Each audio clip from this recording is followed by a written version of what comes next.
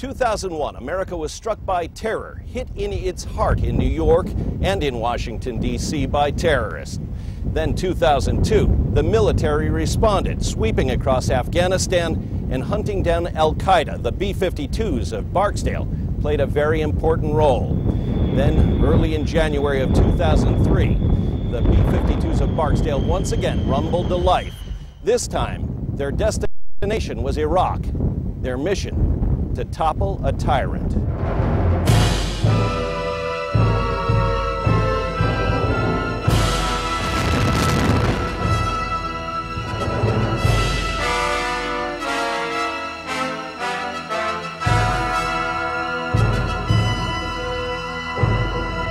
Our nation enters this conflict reluctantly, yet our purpose is sure. This will not be a campaign of half measures, and we will accept no outcome but victory. With those words, America went to war, and Barksdale was the leading edge. Just before 7 Thursday morning, 2 B-52s cut through the early morning haze and disappeared into the clouds. The first wave of America's strategic air power. The next wave is being readied for its flight around the world. It's a long way from home. It's missing family and friends. But you have a sense of dedication and duty and the purpose. And people realize that are deployed why they're there and the defense of this country. In Hangar H, maintainers are busy working on bits and pieces of the Cold War era weapon.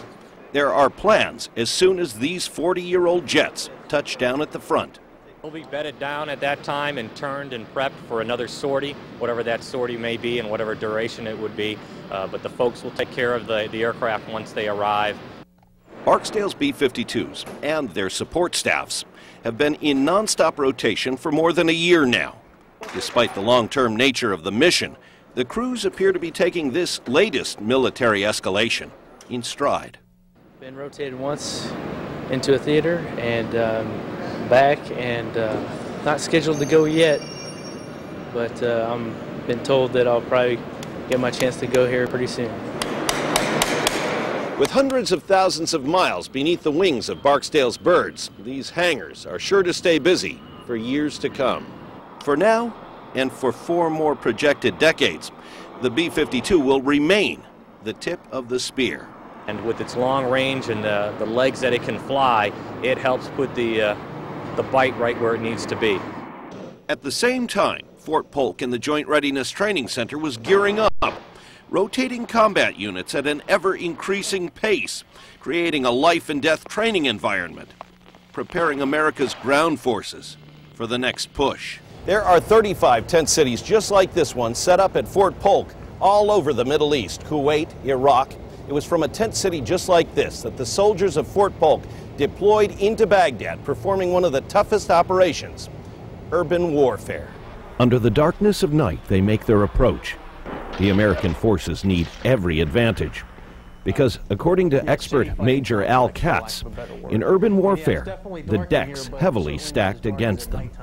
And imagine going through here with night vision devices, pitch black, enemies put concertina or razor wire in the hallways, other types of obstacle furniture, and your mission is to seize this building. The Americans are going to have to know every dirty trick before they even hit the ground. Some of them are pretty simple. I can move chairs in the middle. So again, thinking about it, it's night coming through this door, or preferably I'll blow a hole in the wall or blow the door down if I can't blow a hole in the wall, and send soldiers through here to clear this room. But if you're not ready for these chairs, it could even something as simple as these chairs, soldier coming through here quickly could cause a problem for him. A possibly fatal one. Fort Polk is playing a vital role in the training of U.S. soldiers and Marines, ensuring our warriors achieve their goal and come back home alive. When combat shifts from smart bombs and guidance systems to hand-to-hand combat, technical superiority means nothing. And that's what a lot of people don't realize is, you have all the technology, but the bottom line is the human being is what matters. The mental, physical toughness of the soldier and the training and the competency of the soldier in those units and those leaders that lead those units. That's the bottom line. A nightmare by day and night, Fort Polk is the last chance before the stakes are raised to kill or be killed. This is a nightmare for them, and that's exactly what I want to provide them, is their worst nightmare here. If they can get through the gauntlet of Sugar Gordon, they'll be able to survive when they go downrange for real. The way trainers here figure, it's only a matter of time. But before those soldiers and Marines could break down the palace doors, Barksdale bombers had to soften the target. As the ground troops raced through a sandstorm of biblical proportion, Lieutenant Colonel Tom and his crew were in the air with the sand and anti-aircraft fire. My crew was part of the first night of airstrikes, the shock and awe night, and we shot cruise missiles in that raid. We also participated in, I guess, 5 more missions after that night. Mission after mission, Barksdale's crews knocked the tar out of Baghdad. This despite the worst weather Mother Nature could summon up. I've only been in the Air Force for 4 years, but this is my second conflict. I've flown in 3 operations. This is my second war. Lieutenant Kyle was a navigator on the night the world looked at with shock and awe. When you went through training and so forth, did you anticipate having to go through sandstorms? Absolutely not. That was not something that we trained for. Barksdale's crews adjusted and accomplished their mission. The story that's never come out until now. That night, they did it alone. The sandstorm had stopped everything except Barksdale's high-flying stratofortresses. So we were the only airplanes who could fly in the theater because we could fly above the storm. So there was no one to take any of the heat off of you guys? That's correct. And we were supposed to go in with a very large force package of multinational support aircraft, and instead our crew penetrated the missile engagement zone around Baghdad by ourselves, only under the cover of the sandstorm. Bringing Baghdad to its knees, and in the after-action, drawing praise from no one less than the Secretary of the Air Force. They're all spectacular, and one of the reasons I wanted to come here was to applaud you, so let me do that now. When we come back, we'll head back down to Fort Polk to see the reserves prepared to face the harsh realities of war. We'll take you out into the field where the bullets are real, and so are the casualties.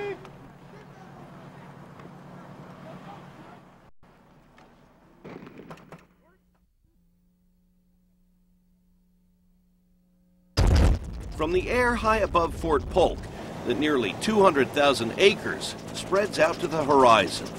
As far as infantry troops can go, this is one of the nation's top proving grounds. We have about 12 small villages, if you will, for training purposes in the Fullerton training area. And that training includes people who are not normally associated with being soldiers. That would be moms, and grandmoms, and granddads from right here in the Ark-La-Tex. Most of the soldiers of the 412th are not young. About 30 seconds left. Let's get those gloves done. Their chemical and biological protection gear, called mop suits, battle them. 3, 2, and 1. Freeze! If they don't pass this test here, they might not get a second chance. If they hear that a chemical attack is inbound, and they want to get into it quickly to protect themselves before that chemical agent actually even comes in. And then if they get into a chemical environment and it's, oh wow, we just got hit, they want to be able to get into it quickly as well to protect themselves as much as they can. Somebody help him out with The trainer says some agents can kill in less than a minute. Different from 34 years ago when Commanding Officer Larry Copeland was a boot. Is it as easy now as when your hair was a lot darker? No, it's always a challenge. You got to do a lot of training. You got to keep up with the new developments and the technology that they've developed over the years. So it's not the same like it was when I got in. Different mask, different equipment, and it's changing daily. See his hand right Training here? includes what to do when you don't get your gear on in time. Red River District Engineer Richard Jones has a wife and 5 kids in Benton. He's learning how to render aid to others, and if need be, how to save himself. Really, this is kind of an insurance policy, I'd imagine. That's absolutely what it is. We've got it, as with any task, we've got a job, and we have tools to work with. Our job is to survive in a NBC environment. This is the tools we have to survive with, the mop suit, gas mask, and the antidote. So that is our tools. We're trained on them. We know how to work them. Then, the test to make believers out of them, the gas chamber. Where these soldiers are going, this is more than just another part of their uniform. This is the difference between life and death. Today, the watery eyes and choking lungs will wear off, but it will be remembered. That was the point of this whole exercise and going in there and snotting and all that sort of stuff, is to prove that you love your mask. You're going to take care of it, right? But it's not all just running and gunning, but also supply and logistics and transportation. Through it all, the soldiers of the Ark-La-Tex have played a major role. My colleague, Derek Daniel, was on hand at Camp Minden as the 1083rd and its heavy equipment transports mobilized. Soldiers with the 1083rd National Guard Transportation Company carefully give these trucks the once-over. Check the hoses and the engine, make sure there's no leaks or damages. Last week, the 300 men and women of the outfit were activated. Today, that status changed to mobilized, meaning the time has come to get ready for possible deployment to a hostile region. When you activate, you go on what you call an alert status, and the alert status is basically just making tentative preparations to be prepared to do our mission if called upon. What that mission would be is to drive these large trucks, loaded down with Abrams tanks and Bradley fighting vehicles, to the front lines. As for when and where that might be, they don't know yet. We're prepared to do the mission and support the Commander-in-Chief on whatever we're called upon to do. In the meantime, these troops will continue to get ready, preparing not only for battle, but also the possibility of being gone from their jobs and families for as long as a year. They help with issues like health, the health insurance, and dental, finance, anything that the soldiers need, their families are taken care of. Straight ahead, the military of the Ark-La-Tex deals with an international incident, and our local servicemen and women roll up their sleeves and help out in a time of a national tragedy.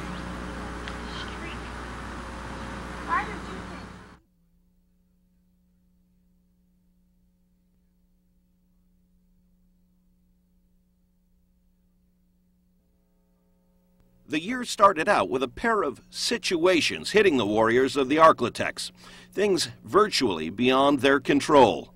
In April of 2002, American fighter pilots over Afghanistan saw what they believed was enemy fire coming from the ground. With deadly precision, one of the pilots shot a rocket at the believed threat and neutralized it. That night's target turned out to be Canadian ground troops on maneuvers, and in a heartbeat, two men who many call heroes, faced the military equivalent of a grand jury hearing. And a military base already geared up for war in two different theaters had to focus on an international judicial proceeding and the heartbreaking search for debris from the shuttle Columbia. First came the Article 32. Barksdale's mission hasn't changed. B-52s continue their touch and goes. Several hundred yards from the runway, testimony gets underway, and two officers' careers hang in the balance. We do not believe this should be in the military justice process. We believe it should have been done through an investigation and determine all of the contributing factors and fix the problems so they don't happen again. Major Harry Smith and Major William Umbach are under investigation for the deaths of 4 Canadian soldiers, men who served under the command of Canadian Captain Joseph Jasper. Jasper testified the night of April 18th, his troops were on live-fire tank maneuvers when the bomb dropped. He said they didn't know what hit them. The American pilots point to poor communication, and they're getting support from many sources. This was an accident, and it's never happened before. C-130 knocked off a Afghan wedding party. Nothing ever came. Went back several times and hit them 2 or 3 times. Nothing ever happened. Now they pull these guys out of the hat, and they're going to prosecute them. And it's just that they need a fresh shake. The fates of the 2 American pilots are still up in the air. However, that didn't stop them from expressing regrets over the accident, a move the Canadian families appreciated. I would just like to say to Major Umbach and Major Smith, thank you. And I appreciate your apologies, and they are accepted. Major Umbach touched me very deeply, and it was very much appreciated and very much needed. So thank you for that. And as heartbreaking as that was, then came the real tragedy. No sooner had the Article 32 hearing ended here when February 1st, the shuttle Columbia exploded in the air over East Texas and Louisiana. Fort Polk and Barksdale both joined in the effort to find the debris. In fact, this hangar became the eventual resting place for the shuttle Columbia. My colleague, Rob Hayes, takes us back to the search and recovery. Each hour brings new discoveries, every piece seeming to tell its own sad story. One recovery worker says people could still be stumbling on parts of the shuttle 10 years from now. Much of the debris is being taken here to Barksdale. The big question, how much of it is still out there, just waiting to be found? I'm not sure that you can quantify that. That was a large aircraft and several crew on board.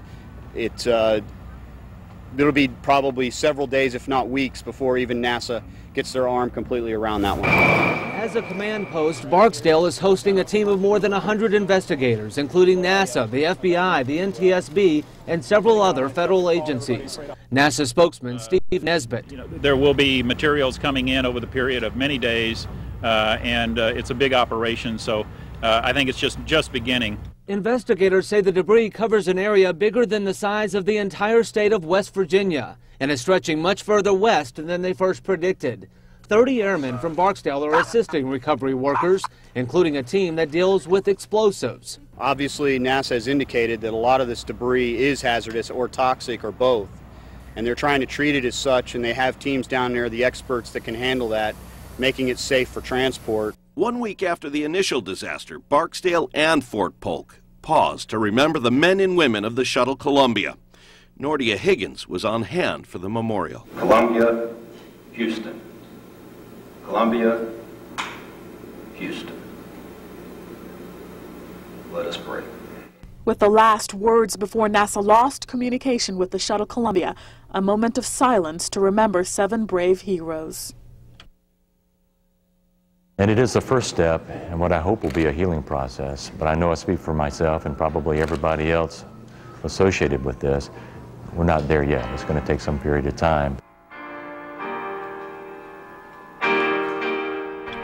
With music, prayer, tears, and even laughter, a room of searchers reflect on Flight Commander Rick Husband's humility, Pilot William McCool's boyish enthusiasm, Payload Specialist Elon Ramon's quiet smile, Mission Specialist David Brown's universal expertise, Specialist Laurel Clark's appreciative hugs, Payload Commander Michael Anderson's calm confidence, and Kalpana Chawa's interest in every detail.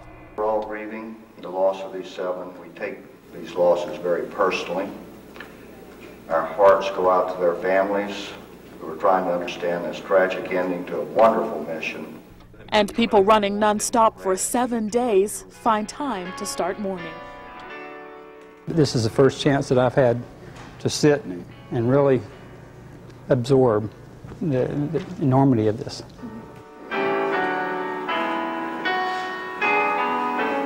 When we return, we'll give a nod to the hard-charging reservists of the Ark-La-Tex, tell you about their latest successes, and the continuing saga of a military unit far from home, but full of the spirit that makes this part of the country great.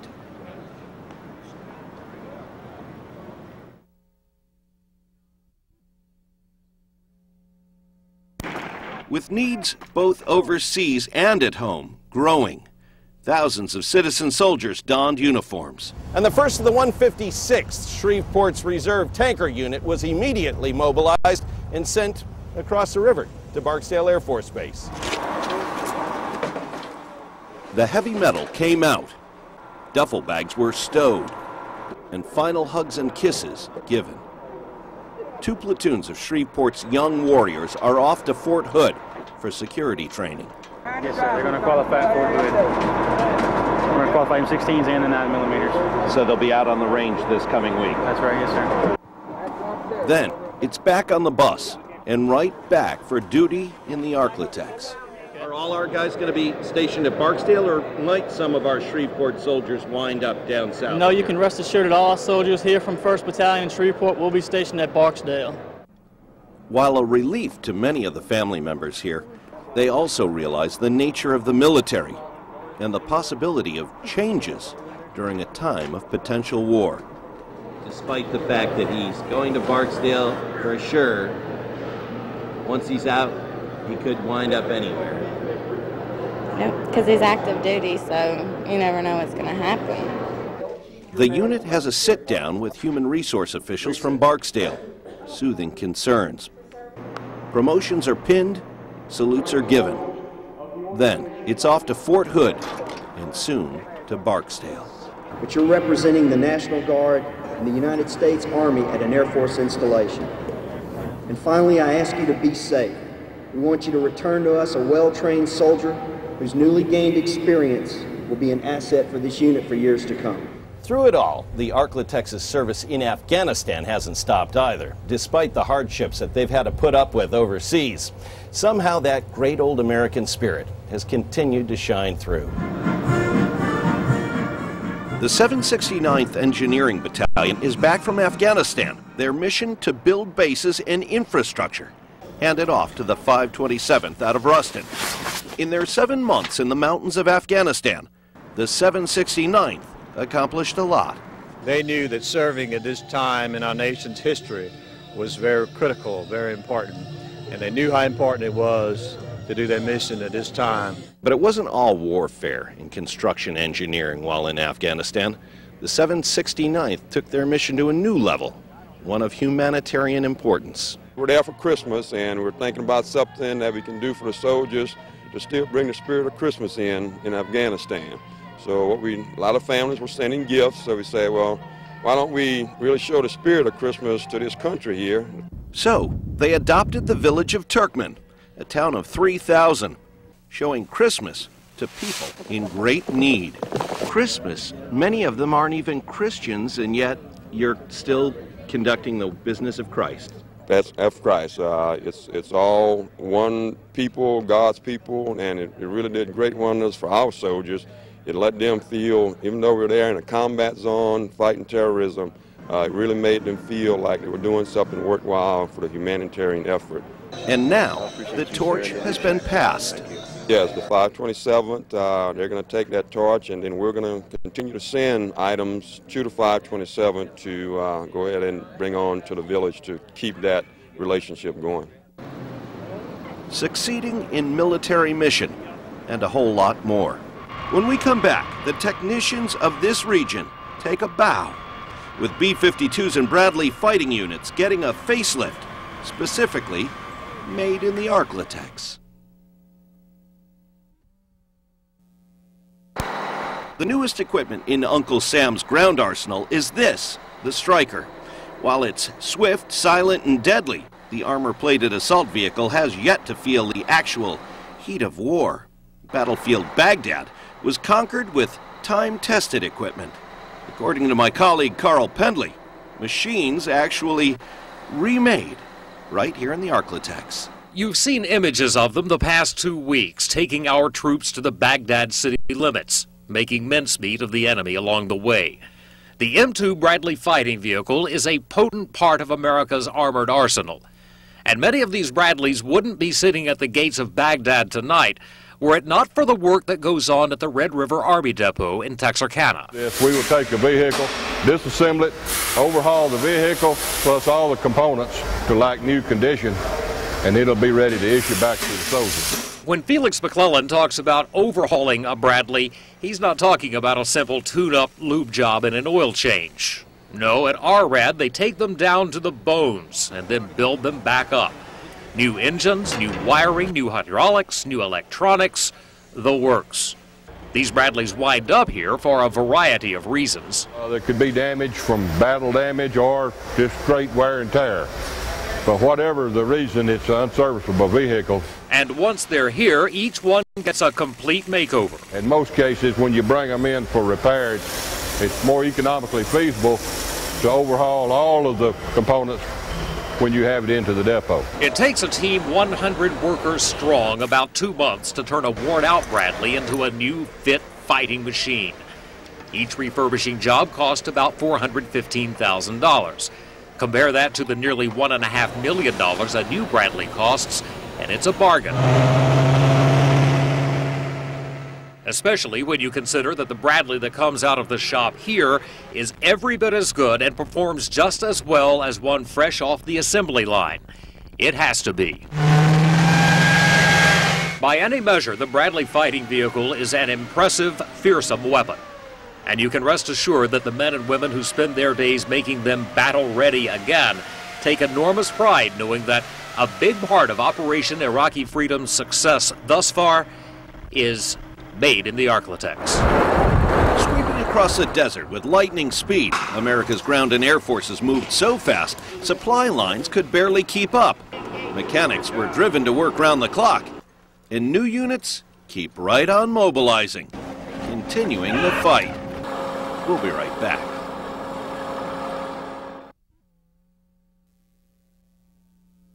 With a perfect record in the air over Afghanistan and then again in Iraq, the leaders here at Barksdale look at the B-52 in wonder and point at the excellence of the maintainers here. Roses in hand, balloons galore. 300 bombing missions and 6 months of lives on hold comes to an end for 200 service members and their families. This couple had just come back from honeymoon when he was deployed. Larry, time for a second honeymoon? Oh yes, most definitely. 6 long months away. Oh man, she looks great. The story's similar for each one of these airmen and women. Some of them served in the air, but most stuck to the ground as maintainers.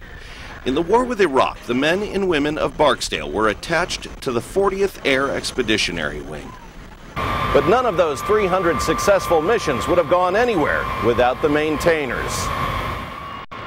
And with each returning group, more of Barksdale's B-52 fleet returned to stateside, where the maintenance program continues non-stop. We've got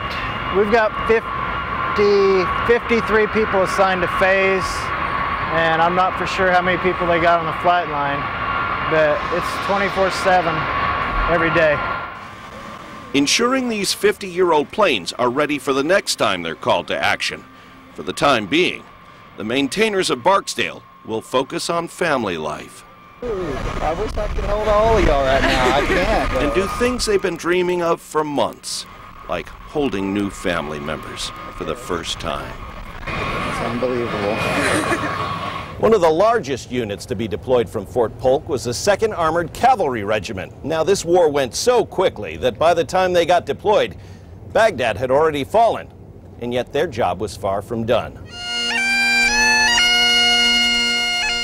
The bagpipes sound.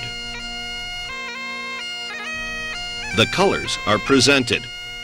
And America's oldest continuously serving cavalry regiment, the 2nd ACR, gets another chance to add yet another campaign pendant. I think it's no doubt that the regime is over. Saddam Hussein's reign of terror in that country is over, and the process of gaining freedom for the Iraqi people is just starting. During the next week, the 3,000-member unit will roll out to the Asian theater. Meanwhile, on an airstrip on the other side of Fort Polk, soldiers from the 509th pack their chutes. Another practice jump to keep them tough. The 509th, one of the Army's toughest units, will stay here to act as opposing forces and train the next wave of warriors. I guess I can say this is the second best thing we can be doing in order to prepare all those other units. And in a way, you can say this is the best thing we're doing because we can be doing because all the units that go over there have to go through us first. Back on the parade ground, the officers and the NCOs of the 2nd Armored Cavalry raise a toast to the future. I propose a toast to a dedicated fighting professional trooper of the 2nd United States Cavalry. Troopers. It's about conducting combat operations, gathering battlefield intelligence, providing that to our higher headquarters, and providing security to whatever area we're in. They say they're ready to serve wherever their country needs. When we come back, we'll take a look at what our reserve units are doing now with the war in Iraq shifting gears.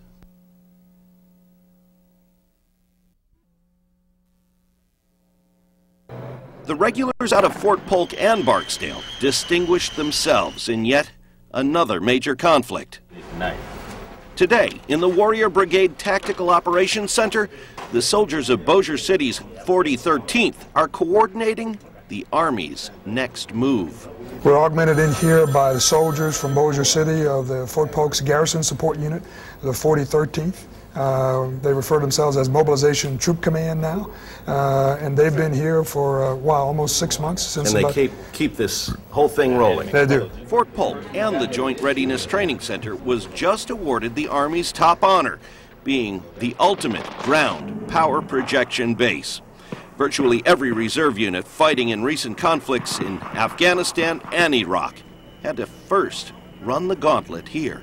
The commanding general here, General Kamiya, validates to the gaining commander in the theater, in this case General McCarran, the Sea Fleet commander, that the Fort Polk mobilized units are validated, trained, and ready to accomplish the task. Otherwise they don't go anywhere. Exactly. They don't. The commanding officer says Bossier City's 4013th is helping ensure Fort Polk's operational readiness is never questioned, and that America's fighting men and women are truly prepared for whatever's next.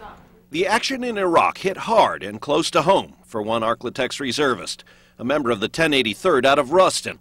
Staff Sergeant William Bogan was being transported to a field hospital in Iraq after breaking his leg when the transport was ambushed. The training he received at Camp Minden may have saved his life. Back for us to be developed. Shalunda Bogan's house is packed with reminders, snacks and cards for care packages, photos on mantelpieces.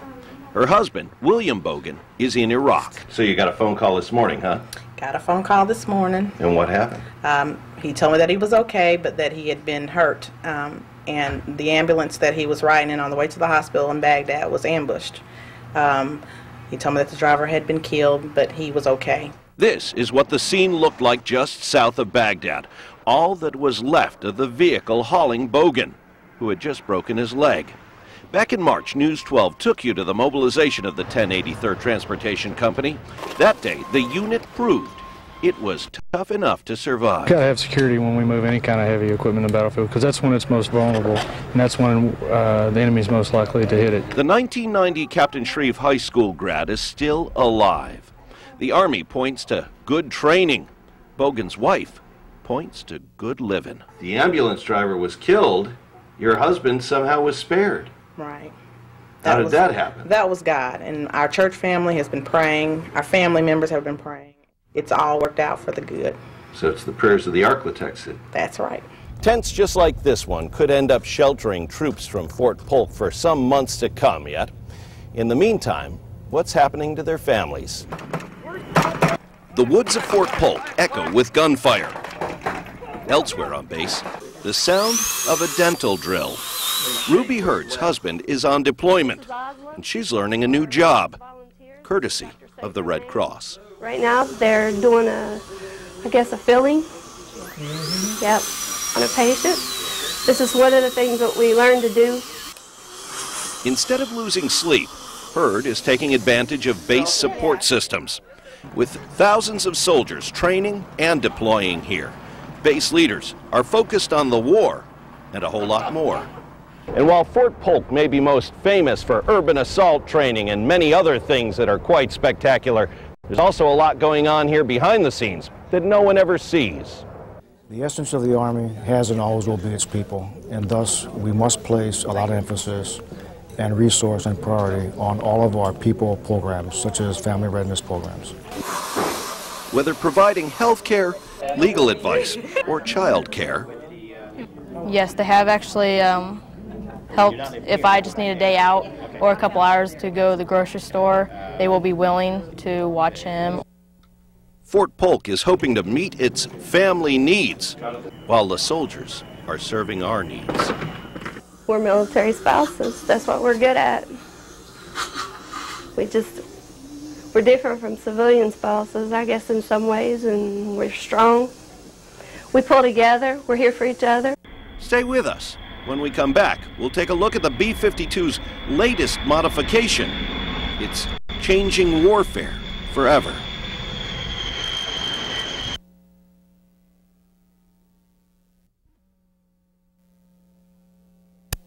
But the response wasn't just Fort Polk and Barksdale. It was also reserve units from all over the Ark-La-Tex, from Ruston and Minden, from Texarkana, and even here in Bossier City. Operation Iraqi Freedom was one of the largest reserve mobilizations since the Korean War. Weaving through the woods of Fort Polk, a mock enemy soldier attempts to give up. Sergeant Michael Caston of Minden reaches him first. Some more help over here. Caston, heart in his throat, is learning to win. Now your pulse is racing right now. Yeah. What happens when it's a real Iraqi? What happens when it's a real Iraqi? We do what we're trained to do. Soaked to the bone, thousands of soldiers heard they are on their way to deployment. Others, who have served before, are once again mobilized. You know, they're torn between I want to serve my country, I want to do what I need to do, I want to do what I'm trained to do, and I want to do the best I can, but also I'm leaving my family again, and I'm leaving my wife, and I'm leaving my job again. And they're kind of torn, but they focus on the mission, they rely on their training, they listen to their leadership, and they work well together. With a permanent staff of about 9,600 since 9/11, Fort Polk has deployed about 5,000 soldiers, draining the base and potentially having a huge impact on the already strained economy of this region. How you doing? Area leaders are pouring onto the base in an attempt to batten the hatches. We're doing our very best to keep the community informed. Today's session is our second, if you will, to brief our local elected officials and our congressional delegation or the representatives of the magnitude of the deployment effort. The science of war continues to shift, and Barksdale is the leader. Crews here have been credited with taking a 50-year-old weapons delivery system and converting it into the most demanded piece of hardware in America's arsenal. The latest twist, a laser-guided system called the Lightning Pod 2. In the Operations Center for the 93rd Bomb Squadron, Major Joe Jones shows off. This is actually a guy on the ground actually using his ground lays to pull our pod around. Used on fighters since the 1980s, no one thought it would work for the stratofortresses of Barksdale, except for the crews of those giant bombers. In Iraq, we initially fielded the system on the B-52. Of course, it's been used since the Vietnam War on fighter-type aircraft. In Iraq was the first fielding of that system for the B-52. And not only was it used for laser designation, it was used for surveillance. The Pentagon was thrilled with the result. Truth in advertising is that I started the Lightning program in 1986, and to see it come to such fruition and to see it used by warriors of your caliber is just absolutely dramatic to me. The Secretary says Barksdale's B-52s and crews are the most requested instruments of war, ensuring Barksdale's continued viability. Reserve crew flying could move a mechanized unit in a sandstorm at night. They had no idea that a Joint Stars radar can see through sandstorms the way it sees through snow. And they received a very unpleasant surprise from some of you and your colleagues that evening.